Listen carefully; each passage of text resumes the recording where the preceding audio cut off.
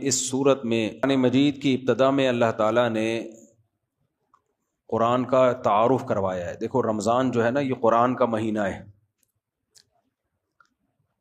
ہدی للناس وبینات من الہدی والفرقان، اللہ کہتے ہیں قرآن میں کہ رمضان وہ مہینہ ہے جس میں ہم نے قرآن کو نازل کیا جو لوگوں کے لیے ہدایت ہے.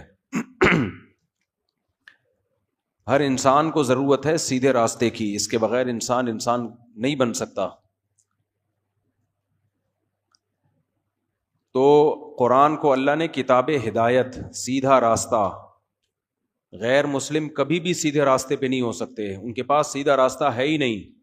انسان کو خود نہیں پتہ چلتا سیدھا راستہ کیا ہے، غلط راستہ کیا ہے.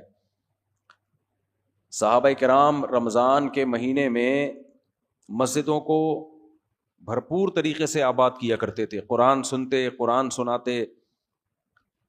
اسی چیز نے ان کو اللہ کے دین سے جوڑ کے رکھا ہوا تھا.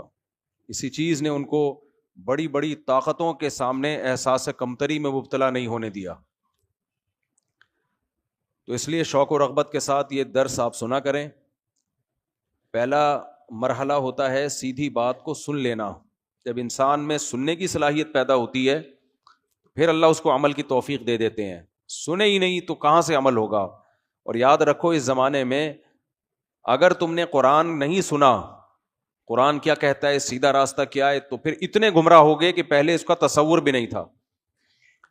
کیونکہ خوب اچھی طرح سمجھ لینی چاہیے یہ بات کہ انسان اگر اپنا کوئی راستہ متعین نہیں کرتا وہ دوسروں کے راستے کا حصہ بن جاتا ہے. پھر وہ آپ اگر اپنا خود ہدف متعین نہیں کریں گے نا، کس ٹریک پہ میں نے زندگی گزارنی ہے، تو شیطان پھر آپ کو اپنے والے ٹریک پہ لے جانا شروع کر دے گا.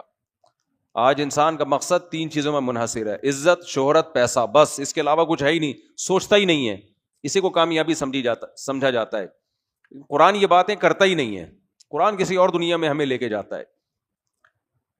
تو عزت، شہرت، دولت یہ سب کسی حد تک ہماری ضرورتیں ہیں، اس سے زیادہ ان کی کوئی حیثیت نہیں ہے. اس کو اتنا ہی رکھنا چاہیے.